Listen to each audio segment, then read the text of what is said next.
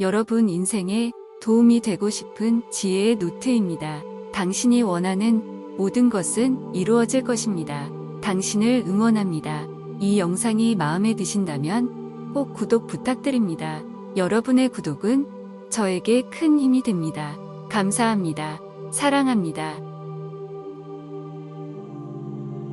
큰 돈을 벌려면 피라미드를 쌓아라. 트레이딩에서 수익을 얻으려면 시장이 예상한 방향으로 움직일 때 돈을 벌 수 있도록 포지션을 구축해야 한다. 하지만 가격 움직임에 대한 분석이 정확했다 해도 거기서 벌어들인 수익을 이용해 또 다른 곳에서 돈을 벌려면 사전에 포지션을 늘리는 구체적인 계획이 있어야 한다. 따라서 이러한 이유로 트레이더들이 포지션을 추가로 늘려가는 것이다. 트레이더들은 큰 돈을 벌기 위해 포지션에 피라미드를 쌓는다. 포지션을 늘리지 않고 큰 돈을 버는 방법도 있다. 매매 빈도수를 늘리는 것이다. 이 전략은 두 가지 요인에 따라 좌우된다. 하나는 매매 비용이 적어야 하고 또 하나는 시장이 급격하게 바꿀 때 가격이 사라지는 일도 적어야 한다는 것이다. 현재 수익을 내고 있는 성공적인 포지션을 더 늘려 수익을 내려면 두 가지 전제 조건이 따른다. 첫째, 포지션을 더 늘리려고 생각하는 현재 시장에서 가격이 천천히 움직여야 한다. 둘째, 시장이 한 방향으로 확실하게 움직임을 나타내야 한다. 피라미드처럼 차곡차곡 포지션을 쌓아갈 때는 추가되는 위험을 최소화하면서 포지션을 늘려야 한다. 성공적으로 쌓아올린 피라미드는 대부분 상승세일 때 만들어졌다. 시장 추세가 약세일 때 성공적으로 포지션을 추가하기는 매우 어렵다. 포지션을 추가로 늘릴 때 현재 수익을 내고 있는 포지션을 담보로 할 수도 있고 다른 자금을 이용할 수도 있다. 상승 추세일 때는 시장의 속도가 느리므로 시간과 가격 모두 천천히 움직인다. 상승 추세에서 가격이 조정을 받을 때는 갑자기 하락하기도 하지만 금세 상승하도록 방향을 돌린다. 따라서 궁극적으로 가격은 새로운 고점을 경신할 수 있다. 상승 추세가 전개될 때는 추세와 똑같은 방향으로 포지션을 늘릴 기회를 많이 잡을 수 있다. 그러나 하락 추세에서는 추세의 특성으로 인해 포지션을 차곡차곡 쌓아가는 일이 불가능하다. 하락 추세에서 시장은 빠르게 움직인다. 특히 가격은 지속적으로 내려가기만 한다. 하락 추세에서도 가격이 상승하는 때도 있으나 그럴 때의 가격은 짧은 기간에 빠르게 움직인다. 하락 추세에서의 반등이 짧고 빠르게 나타나는 이유는 하락을 기대한 매도 포지션이 불안감을 느끼면서 포지션을 재빨리 청산하기 때문이다. 또한 하락 추세에서의 반등이 오래갈 수 없는 까닭은 매수 포지션을 취했다가 손실을 입는 투자자들이 반등을 이용해 서둘러 포지션을 청산하기 때문이다. 이들은 가격이 빠르게 상승할 때 포지션을 청산하므로 반등 움직임이 오래 유지될 수 없다. 하락 추세에서 투자자가 매도 포지션을 늘리려는 이유는 하락 움직임이 오랫동안 이어져 매도 포지션으로 인해 충분히 수익을 얻을 것이라고 믿기 때문이다. 그런데 하락 추세에서는 투자자가 포지션을 늘릴 수 있도록 가격이 잠시 멈추는 일은 거의 없다. 대부분의 경우 추가적인 매도 포지션을 채 늘리기도 전에 가격은 일찌감치 큰 폭으로 하락해버린다. 아울러 포지션을 늘리려면 한 방향으로 강력하게 움직이는 추세를 이용할 수 있어야 한다. 만약 강력한 한 방향으로의 움직임이 없다면 여러 가격 수준에서 포지션을 추가하는 것이 아니라 비슷한 가격 수준에서 단순히 포지션을 더 늘리는 일에 불과하게 된다. 이럴 경우에는 가격이 크게 움직이지 않으므로 포지션의 가치도 덩달아 크게 불어나지 않는다. 반면 강력한 한 방향의 가격 움직임이 나타나면 움직임이 너무 빠른 나머지 제대로 포지션을 늘릴 시간이 부족할 수도 있다. 이럴 때는 포지션으로부터 얻는 이익이 만족할 만큼 크게 늘어나지 못한다. 또 하나 투자자들이 가지고 있는 문제점은 한 방향으로의 움직임이 나타나려 할 때 그것을 예측할 수 있는 능력이 없다는 것이다. 이러한 능력은 기본적 분석과 기술적 분석을 통해서만 얻을 수 있다. 포지션을 기계적인 방법으로 늘린다면 수익을 크게 늘릴 수 있다. 다만 그러기 위해서는 반드시 확고한 원칙으로 손절 매도 주문을 낼 수 있어야 한다. 포지션을 추가할 때 가장 기본적인 원칙은 포지션을 추가하더라도 너무 늘려만일 손절 매도 주문이 체결된다면 그동안 벌었던 수익이 전 없어지도록 해서는 안 된다는 것이다. 또한 한 번에 똑같은 규모로 포지션을 추가할지 아니면 서로 다른 규모로 포지션을 추가할지를 미리 결정해야 한다. 내 경험에 의하면 매매 횟수는 줄이면서 점점 더 적은 규모를 추가하는 것이 올바른 방법이다. 물론 매번 똑같은 규모로 포지션을 늘려도 놀랄 만큼 수익이 늘어날 수 있지만 그러기 위해서는 정확한 분석이 필요하다. 세 가지 기법을 활용하라. 점차 포지션을 늘려 궁극적으로 피라미드를 쌓는 방법에는 세 가지가 있다. 피라미드를 차곡차곡 쌓는 방법, 똑같이 쌓는 방법, 시장 평균과 맞추는 방법이다. 엄밀하게 말한다면 시장 평균과 맞추는 방법은 포지션을 늘리는 것이라고는 말하기 어렵다. 그러나 여기에 또 합시킨 이유는 개념적으로 모든 방법이 유사하기 때문이다. 결국 우리가 포지션을 늘리는 것은 미래의 가격 변동에 따른 수익을 얻으려는 목적에서이다. 첫째, 피라미드를 차곡차곡 쌓아가는 방법은 포지션을 늘리는 기법으로는 가장 합리적이다.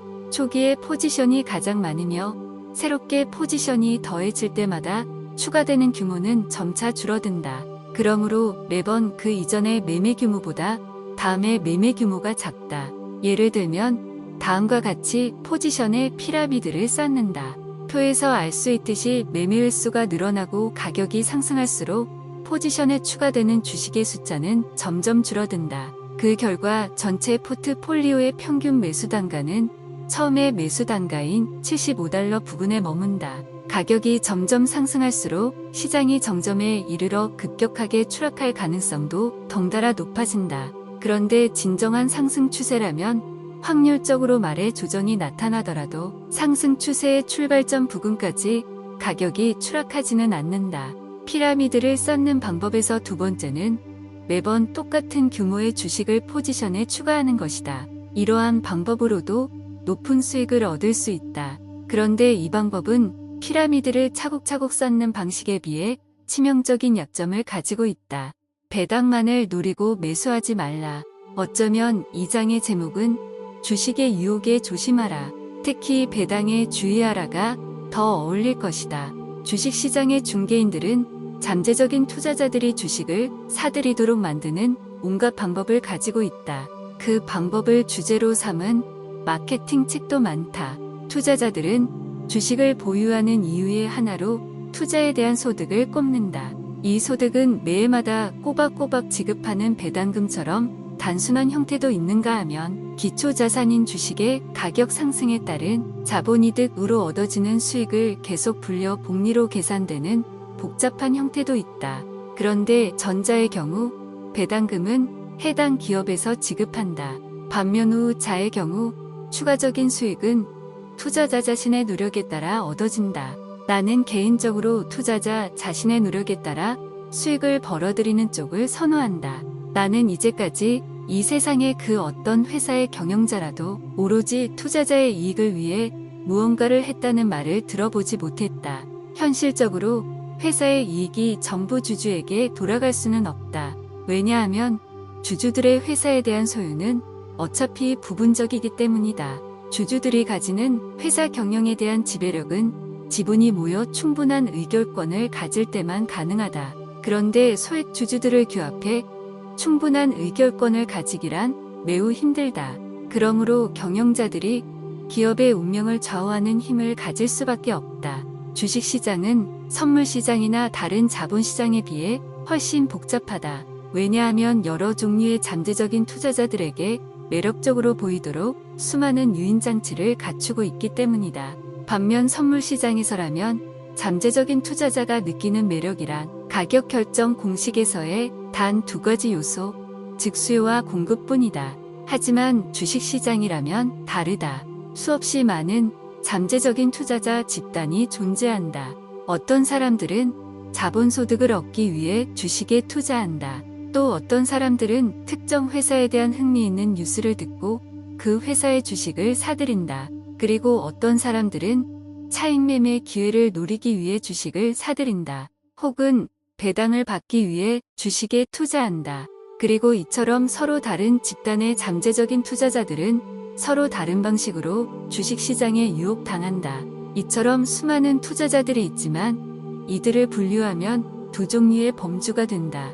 하나는 주가 차이에 따르는 자본소득을 노리는 투자자이고 다른 하나는 배당 등 투자원금에 대한 소득을 기대하는 투자자이다.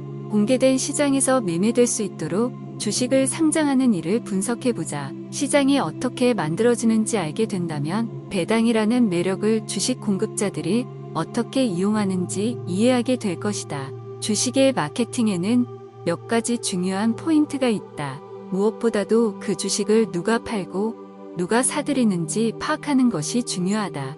만일 당신이 개인 회사를 가지고 있다고 하자. 그리고 이제 그 회사 지분의 일부 혹은 전부를 다른 사람에게 팔려고 한다고 하자. 이럴 때 당신이라면 지분을 헐값에 팔아 넘기려 하겠는가 아니면 최대한 비싼 가격을 받으려 하겠는가? 현재 주식을 보유하고 있는 회사 소유주로서는 당연히 마케팅 활동을 펼칠 것이다. 그는 지금 회사에 대한 지분을 가지고 있는데 그것을 현금으로 바꾸고 싶어 한다. 똑똑한 소유주라면 지분을 팔더라도 주주들을 대표해 회사를 경영하려고 한다. 그들은 회사의 기존 자산에 더해 새롭게 추가된 다른 주주들의 자산을 이용해 자신의 부를 늘려갈 것이다. 마치 소매에서의 마케팅처럼 주식의 마케팅에도 자신만의 독특한 언어가 존재한다. 백화점에서 B급 냉장고를 판매할 때 고가의 인류, 회사 제품과 똑같다라고 말하는 것처럼 주식시장에서 주식 마케팅을 담당하는 사람들은 역대 최고가와 비교해 훨씬 낮은 가격이라 고 주장한다. 백화점과 주식시장에서의 마케팅 언어를 서로 비교해보라.